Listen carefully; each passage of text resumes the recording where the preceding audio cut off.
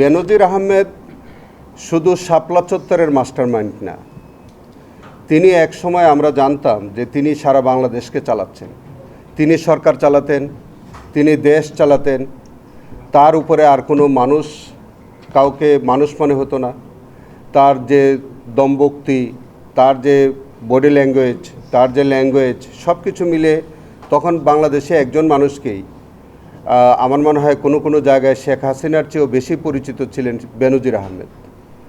এই পরিচিতির কারণ হলো যে তিনি হেন দুষ্কর্ম নাই যেটা তিনি তার এই কর্মজীবনে তিনি করেননি, এবং সেটা আওয়ামী লীগ শাসনামলেই আমরা ধারণা করি যে আওয়ামী লীগের শেষ সময়ে তাদেরই কোনো আভ্যন্তরীণ কোন্দলে, তাদেরই কোনো কুশীলব তার এই কুকীর্তি প্রকাশ করে দেন।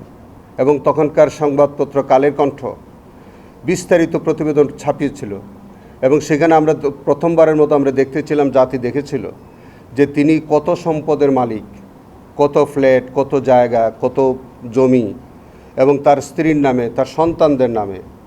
এবং তিনি তার বিরুদ্ধে শত শত কোটি টাকা তার সন্ধান পাওয়া যায় দেশে বিদেশে।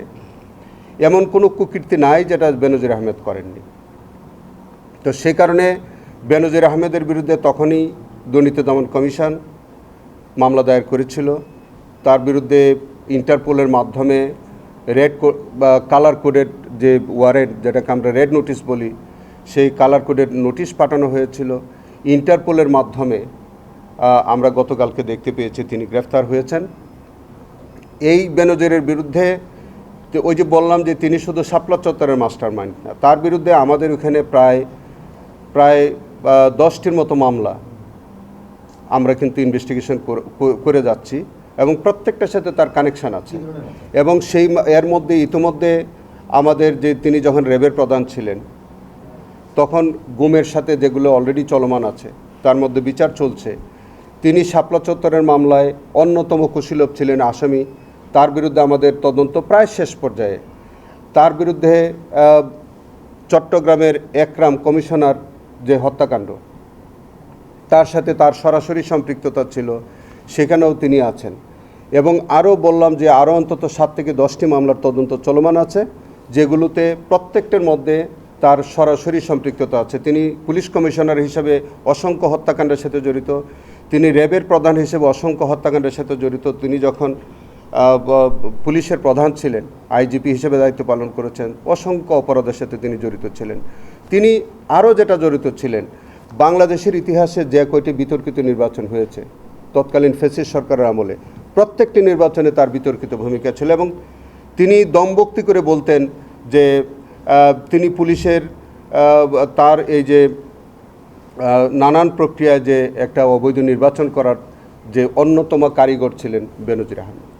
এই দেশের গণতন্ত্র নস্যাৎ করবার জন্য হাজার হাজার মানুষকে বিনা বিচারে নিরপরাধ মানুষকে হত্যা করার দায় সহ অসংখ্য দায় তার বিরুদ্ধে বলতে হলে আমার তো মনে হয় যে একদিন লাগবে যে শুধু তার বিপক্ষে এত আমলনামা তার। তো যাই হোক, আমাদের এখানে তার অনেকগুলো মামলা তদন্তাধীন, বিচারাধীন আছে। আমরা তাকে যদি বাংলাদেশে আনা হয়, আমাদের এই ট্রাইব্যুনালেও তাকে আনা হবে। যেগুলোতে বিচার চলছে সেখানে হাজির করা হবে, যেগুলো তদন্তাধীন আছে সেগুলোতেও তাকে রিমান্ডে নেওয়া হবে এবং তাকে জিজ্ঞাসাবাদ করা হবে। এবং তার বিচারের ব্যাপারে আমাদের ট্রাইব্যুনাল সর্বোচ্চ কঠোর হস্তে এই বিচারটি সম্পন্ন করা হবে তার বিরুদ্ধে। দুবাই সরকারের সাথে বা আমাদের সংযুক্ত আরব আমিরাতের সাথে আমাদের কোনো এক্সট্রাডিশন ট্রিটি নাই, কিন্তু আমাদের কূটনৈতিক সম্পর্ক আছে। ইতিমধ্যে কূটনৈতিক সম্পর্কের মধ্যে দিয়ে আমাদের যে পারস্পরিক সহায়তা ফ্রেমওয়ার্কের আওতায় কূটনৈতিক চ্যানেলে বাংলাদেশ সরকারের পক্ষ থেকে যে কয়টি ওয়ারেন্ট আছে সেগুলো দিয়ে সরকার ইতিমধ্যে ইউএই সরকারের কাছে আবেদন করেছে তাকে বাংলাদেশে ফেরত দেওয়ার জন্যে।